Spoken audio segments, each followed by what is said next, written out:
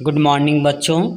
आज हम कक्षा 5 का भाषा सेतु लेके आए हैं, जिसमें आज हम पाठ 4 शूलपाणी पढ़ेंगे।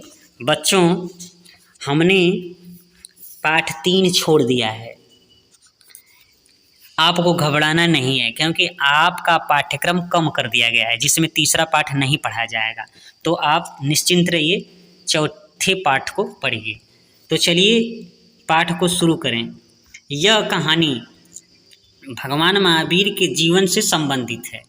इसमें बताया गया है कि अपनी करुणा, सहानुभूति, धैर्य, विश्वास तथा सेवा भाव से किस प्रकार भगवान महावीर ने शूलपाणी नामक राक्षस को अपना शिष्य बना लिया।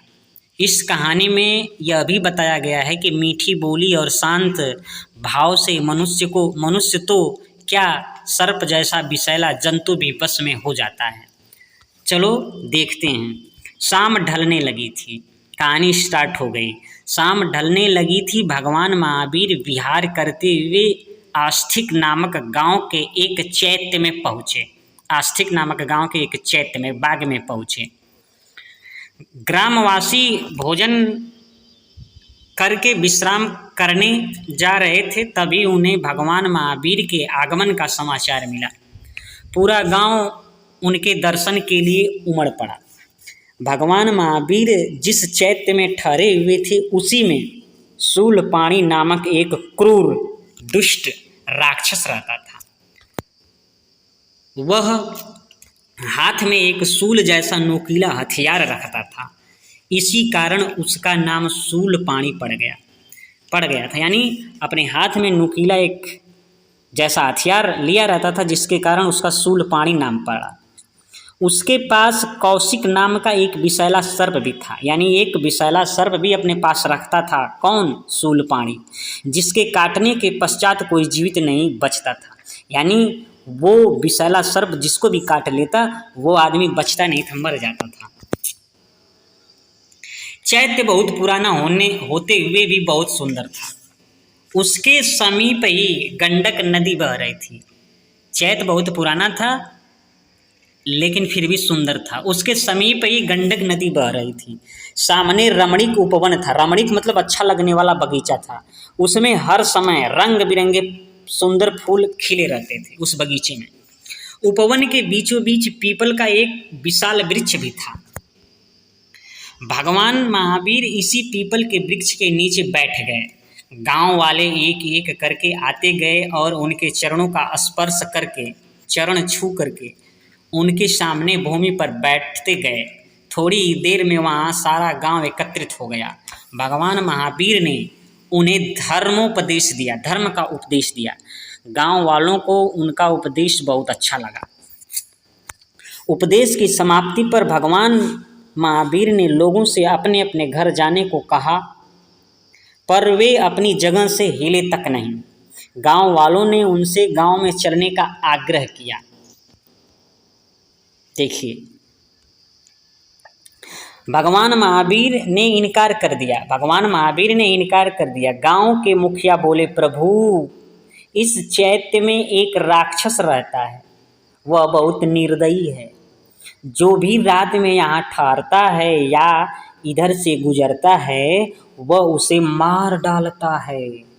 भगवान महावीर उनकी बात सुनकर मुस्कुराए और बोले, तुम मेरी चिंता मत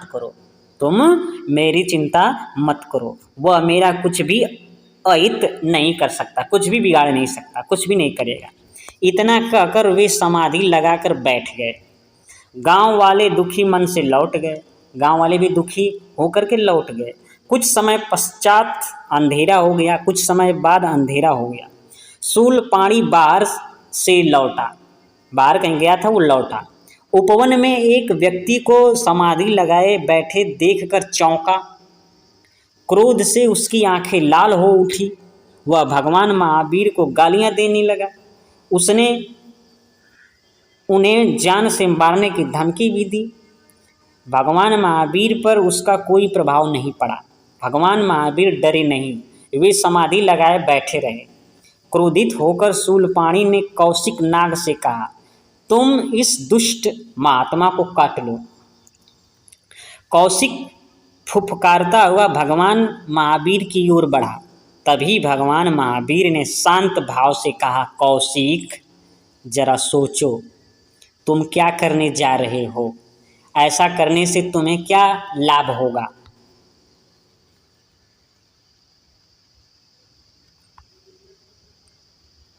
भगवान महावीर की अमृतमयी वाणी सुनकर सर्प सम्मोहित हो गया। वह जहाँ का तहाँ रुक गया।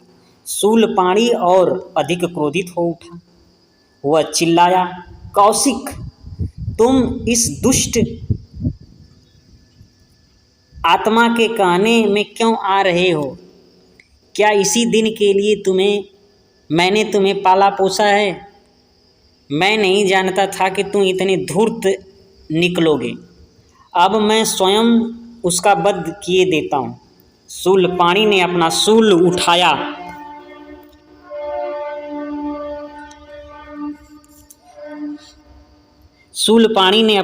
उठाया जैसे ही उसने भगवान महावीर पर आक्रमण करना चाहा, कौशिक नाग ने उसे ही डस लिया। शूलपाणी धड़ाम से भूमि पर गिर पड़ा और तड़पने लगा। उसे तड़पता देखकर भगवान महावीर को बहुत दुख हुआ। उन्होंने कहा, शूलपाणी, घबराओ मत, मैं अभी जड़ी बूटी लाकर तुम्हारा उपचार करता हूँ। भगवान महावीर जंगल की ओर निकल गए। अंधेरा होने के कारण उन्हें बहुत परेशानी हो रही थी, फिर भी उन्होंने एक जड़ी बूटी खोज ही ली। जब वे लौटे तो गांव के बहुत से लोगों को वहां पाया। भगवान महावीर ने जड़ी बूटी घिसकर शूलपाणी का उपचार करना आरंभ किया तो गांव के मुखिया ने कहा, भगवान, इसे न बचाएं, यह हत्यारा और पापी है, यह निर्दोष लोगों को सताता है, अतः इसे मर जाने दें। महावीर स्वामी ने कहा, तुम्हारा कथन ठीक है, पर इस समय शूलपाणी कष्ट में है। हमें कष्ट में पड़े जीव की मदद करनी चाहिए। शूलपाणी का स्वभाव है दूसरों को कष्ट देना और मेरा स्वभाव है दूसरों की मदद करना। लोग चुप हो गए। कुछ ही देर में शूलपाणी स्वस्थ हो गया। वह उठकर भगवान के चरणों में गिर पड़ा और बोला, प्रभु, मुझ अज्ञानी को क्षमा कर दें। मैं बहुत बड़ा पापी हूँ। मैं जानता हूँ कि मेरे अपराध क्षमा करने योग्य नहीं हैं। अब मैं आपकी शरण में आया हूँ। आप जो चाहें सजा दें। भगवान महावीर ने उसे उठाते हुए कहा, उठो वत्स, सच्चे मन से किया गया प्रायश्चित ही सबसे बड़ी सजा है। मुझे अपना शिष्य बनाकर दीक्षा दें। मैं प्रण करता हूँ कि अब किसी को नहीं सताऊंगा। शूलपाणी ने ऐसा कहा था। भगवान महावीर ने उसके सिर पर हाथ फेरते हुए कहा, वत्स, आज से तुम मेरे शिष्य हुए। भगवान तुम्हारा कल्याण करेंगे। मानवता की सेवा करना ही सबसे बड़ा धर्म है। यही तुम्हारे लिए दीक्षा है। महावीर स्वामी से दीक्षा पाने के उपरांत शूलपाणी का जीवन दर्शन ही बदल गया। अब वह परोपकार में जीवन व्यतीत करने लगा। तो बच्चों, इस वीडियो को हम यहीं समाप्त करते हैं। फिर वीडियो अच्छी लगी हो तो वीडियो को लाइक सब्सक्राइब करना न भूलिए।